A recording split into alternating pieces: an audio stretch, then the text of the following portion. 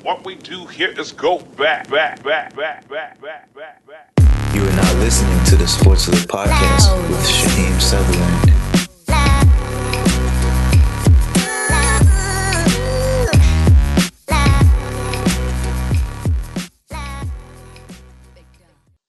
Hey Nick, how's everything? Everything's good, man. What's up with you? I'm good, I can't complain. Just living life. I feel you. Thanks for joining me on my podcast. I appreciate that. I appreciate you reaching out to me, man. I didn't know you was, well, I kind of knew you was doing it, but I see you doing big things, so. I appreciate it. Man, I see you doing big things too with the jackets. Just trying, man. It's just a grind, it's just a journey. I'm getting there. I'm getting to the points and to the goals that I want to reach, so it's no problem. I'm getting there, though. I feel you. You just gotta take it one day at a time. Yeah. Well, I just created a new series for the SportsLit Podcast, and it's called Game Plan for Plan B. And guess what? What's up? You're my first guest for it. All right, sounds good. We're gonna make it happen. Yeah, man, we gotta do big things on this. Yeah, it makes it happen. It sounds good. Yeah, it's about former athletes and current athletes who talk about what their plans are after their athletic career is over. All right. So you played college football, right? Yeah. I give you a little like my journey. After graduating high school in Fort Lauderdale, I went to Iowa. Went to junior college in Iowa. Just some stuff for the coach in high school, so had to take a different route, which is it's all right. It's whatever happens. So did that for 2 years. I got my associates there as well. We were one of the top schools in the nation in junior college, and then from junior college, end up going to FAU. There were some other schools that I was looking at. We were looking at that was looking at me and my brother, but FAU was closer to home, and just some things that was going on back home. Decided that would probably be the best thing to do to go back to FAU. So, ended up at FAU, and I don't regret it. Things happen for a reason, so I don't really have no problems with that. But that was my little journey through my football journey. Um, it happens. I mean, I love football. Yeah, I totally understand. But now you've graduated and you're doing something else, right? Yeah. So when I graduated, I got my degree in criminal justice and business. So, the criminal justice, there's sometimes, just want to actually get some knowledge with just, laws and different aspects of the government, as well as also had, Chief was doing law as well. But soon enough, I didn't feel like that was the best route for me to go, which, what I didn't really actually love doing. So after I graduated in 2013, I was working at a e-commerce platform. I was actually doing marketing there. So I was the marketing project manager for over about 50 websites. I did that for about 2 years. And, man, it got to the point where, like, I was painting like every day, and I was up at night, sometimes up to 6 o'clock in the morning. Whoa. Yeah, and then I had to actually be at my physical job at 9 o'clock, and it 3 hours was of sleep? 3 hours of sleep, man. It was conflicting. It was so bad. Like at the office, there's like a little game room of sort, with a little couch and a beanbag. And I used to sleep every day. I used to just get away and hide and probably sleep for about an hour every day at work. Because I was just tired because I was up at night. And then, you know, just getting behind at work, with actual tasks and things that I needed to do, and just getting frustrated because I was physically there, but I was not mentally there because I didn't want to be there. And then, I was there for about 2.5 years. Once I did that, well, probably about 3 years. And then once I took a couple of months, man, I was just battling with myself, battling with people. And so much people was telling me, no, don't make this decision, don't make this decision, don't make this decision. And I finally just quit. I quit like the end of July last year to just focus everything on art. So it'll be August will be a year since everything is just, my art journey just me by myself. So I highly commend you on that, man. I appreciate that. I bet you don't regret it either, huh? Nah, I don't regret it at all. I mean, because the main thing is, I'm more flexible with my time, which is big for me because, I have I have different sleeping habits. Since I'm painting a lot at night, I'm up through the night. Um, and I'm still a morning person as well, so it's kind of bad. I'm a morning person, which wakes up. I wake up early in the morning, regardless what time I go to sleep. It's hard for me to sleep past midday. I'll be up before 10 o'clock every single day, regardless, and that is because of football. You still have to wake up Yeah, early, so having to wake up early every morning for football is kind of programmed into me of waking up early. Um, So right now, like I do lack sleep for the most part. I try to make it up when I can, but sometimes you gotta sacrifice. So you gotta sacrifice. I totally understand. Hey, you sleep when you're dead, right? Exactly. I sleep when I die, man. So right now it's just time to grind, make the most out of it. Um, Grind, make the most out of it, and you know, reap what you sow. So that's all, man. Definitely. Speaking of art, I see you're doing your thing with the custom made jackets that you're creating. Yeah, man. The jacket. So about, I mean, growing up, even I can remember when I was in high school and middle school, when I used to just draw in class, I used to always draw sneakers because I always wanted to design sneakers as well. So I used to always draw sneakers. I always had a thing for fashion and liked fashion, designing fashion, but not so deep into it, but always just had, the admiration for it. Always, honestly, I wanted a clothing line as well. So even when I was at FAU, sometimes I look at my old sketchbooks that I used to draw in, and I have different like clothing lines that I came up with and ideas and shirts and jackets that I drew out. So so I have even those stuff, but with me doing my art, um, I don't like to be put in a box, and I didn't like to focus on just one thing because I just love creating. Sometimes I don't really even consider myself as an artist. I just consider myself as a creator. I like creating, period. So whatever the case, whatever it has to paint on, if I'm painting on a wall, clothing, canvas, whatever the case may be, I just love creating itself. So last year when I was, doing my canvases, I wanted to, just work on some jackets as well. So there are some jackets that I did at first, just trying some stuff out, and then um, probably about the end of, probably about December, I actually got more serious with the jackets and just trying to see, my potential, see how good I was, and then once I realized, I could really just really do this.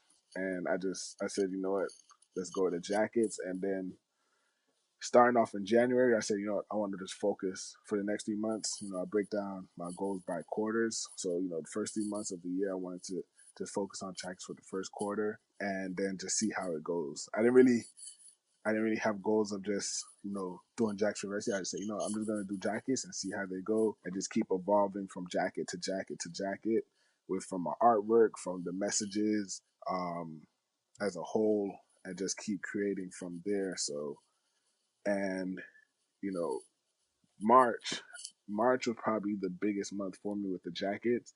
I kind of evolved and was doing some things with that, and I had a big month, and I realized I was like, I have to keep doing the jackets. Once I felt like there was a demand for the jackets, I just had to keep doing the jackets. So that's how you decided on how you're gonna sell them? Yeah. So even it's crazy at first when I was doing the jackets because still always building your brand, building your name is never going to be easy at first. So it's definitely going to take a time. You know, it's definitely going to take no matter what you do. So at first, there I just kept creating jackets, and then just putting them out there for show and for sale. But at first, it wasn't as easy selling them. Um, I didn't. At times, I got discouraged, but I have faith in myself, so I just kept doing it, kept doing them, and then by like March, I don't know which jacket it was. Well, a lot of the February I did some jackets for Black History Month, which probably were the ones that set it off for me. But end of February and March, um, my jackets were I just started selling them to the point where I was just doing just jackets off of commission. So if it was a request, that's how I was doing the jackets, and then um, to the point where now I do a jacket and it sells itself. I don't necessarily have to push to sell it as much because now the artwork just sells itself. So it was a journey though with the jackets for sure. But right now I'm in a position where I feel okay, but not where I want to be. So Okay. I noticed on your website that some of your jackets have already sold out. How does that feel? no, I love it. Some of the jackets, like a lot. See, the thing is, the jackets that I do now, most of the time, once I put them out, they're quickly going to be sold. And um, right now, I have some jackets. There's probably about 2 or 3 jackets that I have that um, are you can order and it'll be made, and then some jackets are just one of a kind. So I don't want to make any more of them. I just want to keep them really exclusive, and that's like I just made the Lauryn Hill jacket, and I wanted that just to be that one itself, and keep that one exclusive as it can be. um I made there's a King's jacket that I have that I just recently did. Yeah, um that one's clean. Actually, that one, I actually got one of those to Charlemagne the God, which was big. I met Angela Rye. She's a CNN um, commentator. I met her and I gave her a jacket as well. I gave her a jacket to give to Charlemagne, and she said she was going to give it to him. I was all right, cool. And then I met Charlemagne actually down here, and when I met him, he told me he got the jacket, which was huge. So, he said he loved the jacket, and he gave me his contact, which um, I'm gonna send him some more stuff too. So that right there was a big thing for me because I wanted to reach out to, I want to like hit different targets as well, and I want to reach out to someone that's on another level, and get him some stuff. So I'm gonna send some stuff out to him and some other people as well. So, I like to keep the jackets exclusive, one of a kind, but some of them, the demand is so high that I just go ahead and recreate them to get them out because I want to get my artwork out there as well. So Yeah, definitely. We'll talk about your artwork pretty soon. But about the jackets, giving your jacket to Angela Wright and Charlemagne the God, that's pretty big. yeah, They're on big platforms. yeah. Actually, I have some jackets to send out to Logan Browning. She is the stars of a Netflix series, Dear White People. Yeah, that's a good Um, one. she seen my work as well. I came in contact with her, so I have some stuff to send to her. There's some other notable people off of social media that I got in contact with that seen my work. Like the guy off of Bachelorette, right? Yeah, so I have a friend. His name is Josiah. He's on season 13 of The Bachelorette. I actually grew up with him, which was even him going on the show was just one of the random things.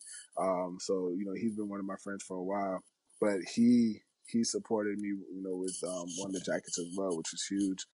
So I'm just trying to make my name, as well. Get into different crowds of people. Just keep climbing the ladder. That's all. Keep climbing the ladder. Keep climbing the ladder. With my marketing background, it helps me out a lot with just how to market myself and where to attack. What people to go after. And I don't have a fashion line. I don't have a clothing line. I get the jackets and I create art on them. And since in 4 months, I've sold over 40 jackets. So, um, which was huge for me when I actually sit there and think about it.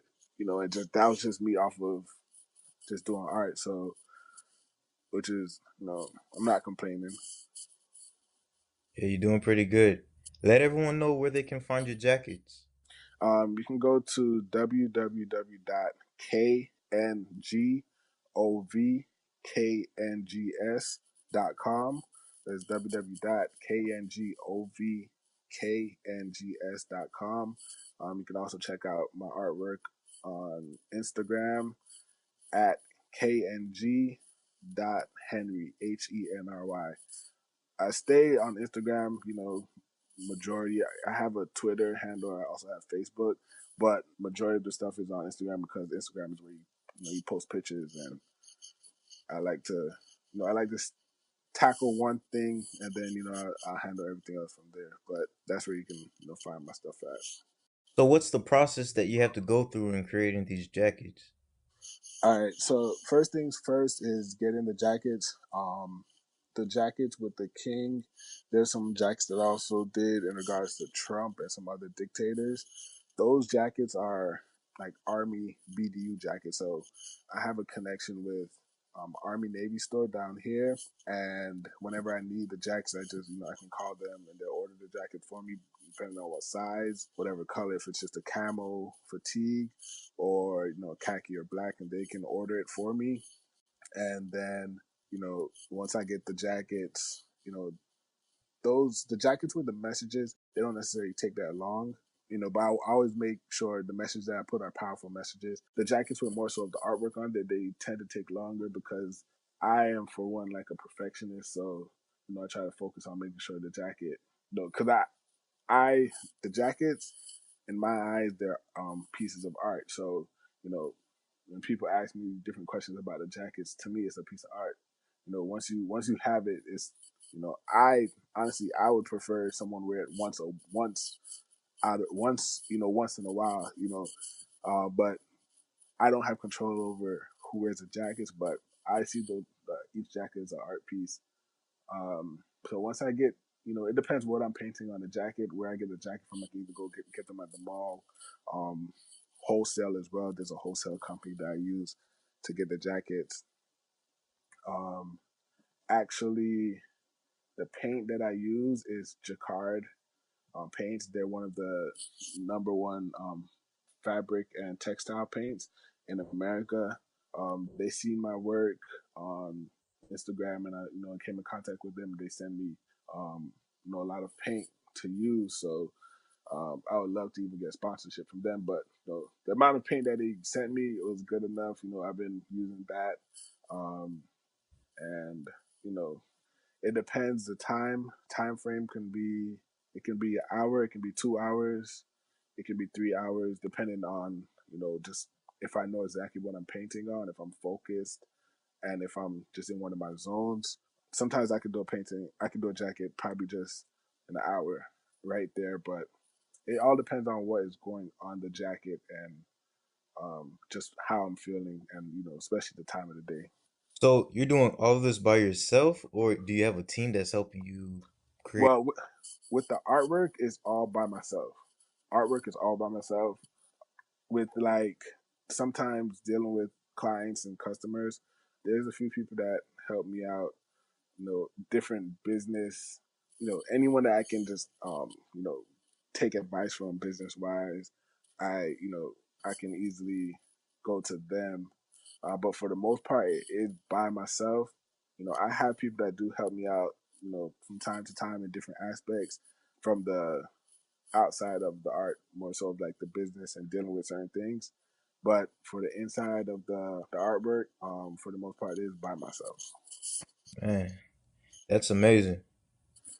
Appreciate it, man. It's tough, but somebody got to do it, man. Yep. So say if someone came across your brand, your jackets, and say they have a jacket that they really like and that they want, one of those messages that you put on your jackets placed on theirs. Can you do it on their jacket, or is there a certain type of fabric that you have to use? Well, the jackets, the best fabric to use are denim, cotton, and leather. Those are the best fabrics to paint on. Just with the durability of the fabric, the toughness, the paint fits. The paint fits well on those materials. If someone came to me and they wanted something on their jacket, I can easily do it. Um, it's because right now, I've had some clients that wanted certain things on specific jackets, which I didn't mind them getting a jacket for me, and then giving me the jacket, and then I do the painting on it. So I also can do that process right now. Um, I don't know. A lot of things are going to change right now because I'm just trying to figure out things that are more easy for me, and also what is worth. Because even though painting on a jacket and to make a certain amount of money, um, you know, I just have you know I have a bigger sight for everything I'm doing. So even though there's certain stuff I'll do, but right now I'm looking, so far ahead. Some stuff I'm trying to, get away from. Um, even to the point where, I probably just want to do just exclusive jackets. Nothing just recreating until I get a clothing line. I'll keep that separate, and everything will be there. But right now with artwork on a jacket where I'm hand painting it, I think I'm leaning on more of just doing it exclusively, just one jacket, one of a kind, and not recreating anything else. I'll get the jacket and I'll paint on it. You just let me know the size, but that's right now. I think that's where I'm heading into right now with my business plan. So you do have plans on uh, getting these jackets in a retail store. Well, the jackets, there's some different boutiques down here that I could have put my jackets in, but due to different like business matters of so more so of like splitting the the actual payment for the jacket. So if someone wants to buy a jacket, a 50-50 deal or a 70-30 deal, I tried not to do it. I would rather sell it on my own because I did the work. I did all the work. Yeah. I'll sell it on my own, and that so I can make my profit from it. So eventually, I would love to get stuff in retail, more so of with the clothing line. I feel like right now with the jackets, what I'm doing is setting myself up for my clothing line. So um, right now the jackets is very pivotal for me because at the same time I'm able to do jackets and sell them, and make my money from there, as well as I'm able to do my actual paintings on canvases, and have my paintings because I do want to have a solo show at the end of the year. I've been wanting to do a show for the past 2 years, but the main thing with the show for me is having paintings to show. So you know that way I can do paintings. I can let them sit instead of putting them out, and then someone buys them, and then I'll have nothing to show. So I'll let my jackets sit. I let my paintings sit. I'll do my paintings, let them sit, but focus on the jackets. Push out the jackets now, and then eventually the jackets will end up, starting the foundation for a clothing line as well. You said your jackets have messages on the back of them. Can you explain what the messages are? yeah, so I like to with my art, with me just being a creator, anything I like to do, there's things I like for people to feel. I like to have a message. I see myself as a very righteous person. So, anything with regarding Black lives, I'm all for it. Um, you know, one of the jackets that I have, it has Adolf Hitler, Saddam Hussein, Fidel Castro, and they have all three of them crossed out. And then the next name is Donald Trump, Donald Trump's name under that. And the message is death to dictatorship. Um, you know, that's how I feel. With those four.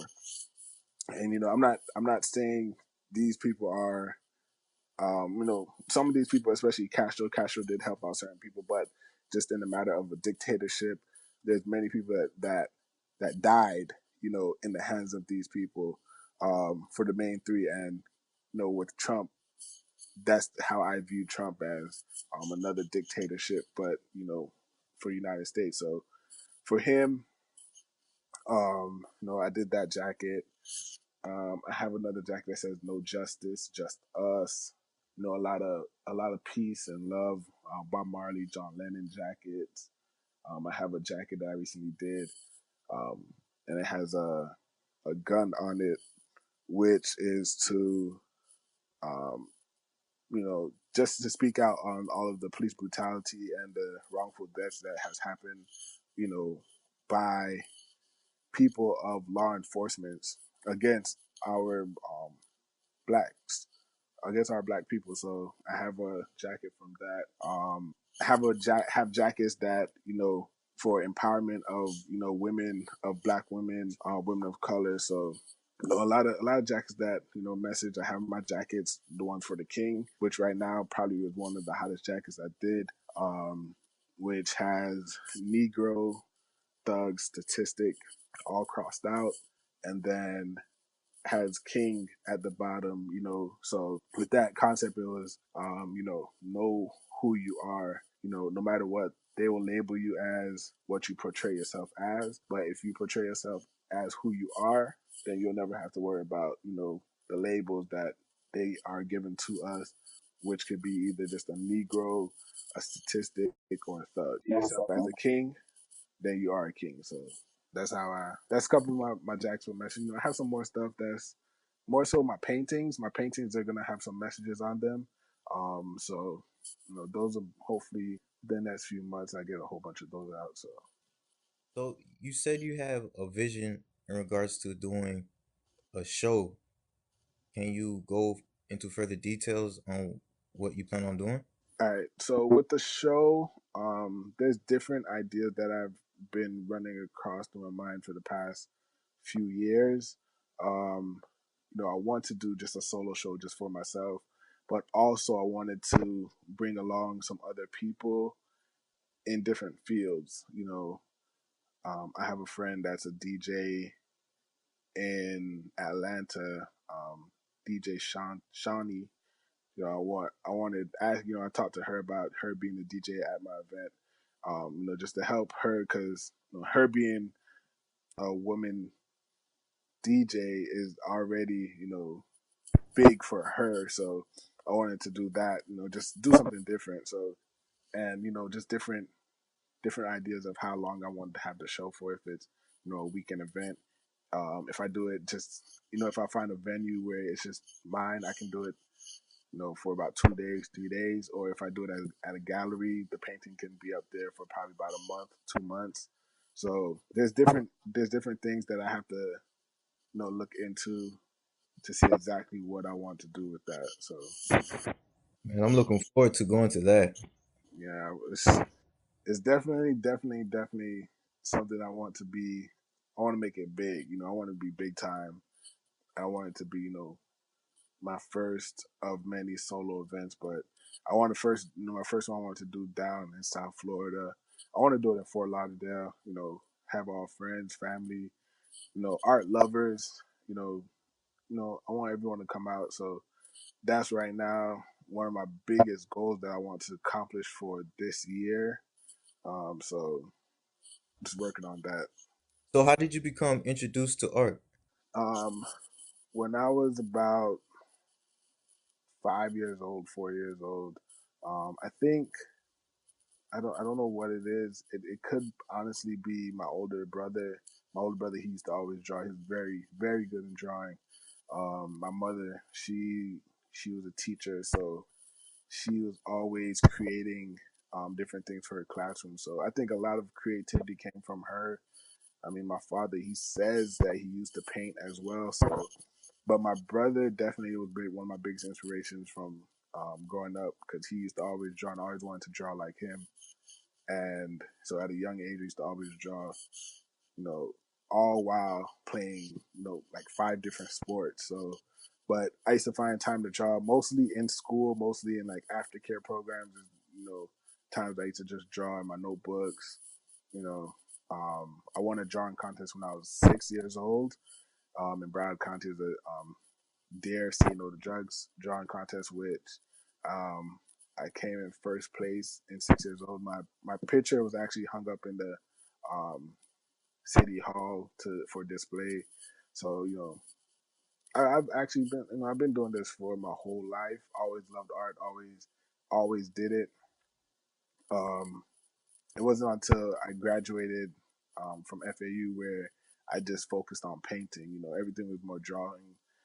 But after I graduated from FAU, that's when I put down the pencils and I put up the brushes and I just started painting, which I fell in love with.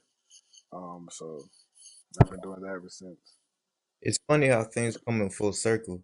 It is, and when I think about it, it all makes sense. But it's really funny how everything just comes back around.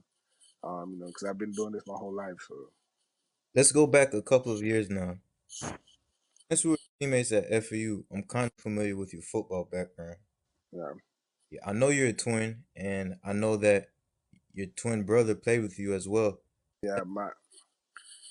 Um, me and my brother, we have that's my best friend. We have a very close relationship. Um, growing up, I was lucky enough to always have somebody there with me. Um, and playing sports, we always played the same sports. Most of the time we were teammates. Very few times we actually went against each other, but for the most part we were always teammates. So high school, college, um, you know, high school we started going against each other because I played defensive line, he played offensive line. So from that's when we kind of used to start going against each other. We used to always play basketball growing up all the way to high school, and we were always on the same team. But with football, we always played different positions, so we used to definitely go at it with each other. In college at FAU, it was different because at that age, at that time, um, you're gonna always bond with your position players more so. So he was definitely close with his offensive lineman. I was close with my defensive lineman. But still as a team, we're all close. But there's many times in practice that we had to go against each other. A lot of people used to always make it a big deal when we did like one-on-one drills against each other. Me and him, we could care less. We were just probably like ready to get it over with. But more so everybody else, they made it a big deal. Coaches, players, I always want to see the twins go against each other. Um, we was always competitive with each other, but we weren't enemies. All right, it wasn't like I want to kill you on this play. We knew what we both could do to each other. It's pretty much like this. Imagine fighting yourself. How would you win if you were to fight yourself? All right, so me and him when we went against each other, we knew, I'm 6'4", he's about 6'5", you know, going against each other, two big guys going against each other, you never know. We might end up just be there fighting for days on end. So, it was always fun going against him. Just always having someone there that, you know, do tough times you can just go to and just ask for advice, things to deal with, especially with injuries, because I had to deal with injuries more so. He I don't know how he never got injured for anything, but Luck. but I didn't really have to. I had to deal with injuries, but he, it's crazy. Even growing up, I was the one that always got injured from sports. So, like I said, everything I guess always comes full circle. So, even in college, I was the one that used to get injuries. He didn't really get any injuries. So, but there's tough times that I had to deal with, especially dealing with injuries. So, it was always good that he was there, someone I could just go to and just have you always have someone that have your back. So, I appreciated that. Now I'm very grateful to have him, in my life. Man, you make me wish I had a twin. So, now, man, having a twin it's a great thing. Pros and cons, more pros than cons, but it's a great thing. I couldn't imagine not having it. I couldn't even imagine that life. But Brother's keeper. exactly, brother's keeper. So in college, did you guys have any pro ball aspirations? Yeah. I mean, my dream as a young boy was always to actually it was NBA or NFL. No matter what sport I played, it was always to go professional. So I love sports. I'm a diehard sports fan. Um, so basketball was my first sport that I loved. Also played soccer at a young age. I was born in Jamaica, so growing up, soccer was definitely like the number one sport. But basketball was a sport I fell in love with, and that was my sport. But eventually transitioned to football, and loved football as well. Always played football as a youth, street football, and then you know played organized, and then high school, and then got to college with football. So always had dreams of going to the NFL. For me, you know, I think I honestly fell out of love with the game of football. Um, I think, you know, at one point in my life, football was it was fun. Doing football was fun. And then it became a business where, it was more so you had to do this. Then you had to deal with injuries. There's certain stuff you had to deal with. Only football players will understand what you had to deal with. So everyone, always asks, questions about going pro, but there's certain stuff that as a college athlete, only if you were there to understand, just the whole, aspect of college football and just how, at times, it's really a business, the actual fun in football is gone that we used to have is more so of a business. So I think with that, I got a couple concussions, which, probably were the worst injuries I ever had. Even with broken bones, strained ligaments, but concussions definitely were probably the worst injuries that I had. And I didn't have the love for football that I used to have. So that right there, if I could have went to the NFL, trust me, I would definitely do it because I love football. But just I don't know if I'd have my heart fully in it, regardless, money, anything. I don't think I have my heart fully in it though. I understand. From my experience and from what I see and from what I hear, college football and professional football, like you said, it's about business and it's like politics. Yes, too much politics, man. Too much politics. Um, too much politics. The thing is, you play every year, but they bring in new players every year. Um, you're always competing. And, there's nothing wrong with that. I just think a lot of people aren't given chances. All right, no matter the circumstance, but I think a lot of people aren't given chances. But it is what it is. I'm happy. I was blessed to get college degrees, so from football. So I'm not against football at all. Yeah, you made the best out of your situation you were in. Yeah. So I was blessed. I was blessed. Now I don't, you know, if I could have went back and did certain things, maybe one or two things here and there, but I have no regrets. It is what it is. Do you have anything you would like the people to know about any upcoming events that you're planning on doing? Um, right now, right now it's just me focusing on my artwork, jackets. Definitely more jackets coming out. Um, the jackets that I'm doing now.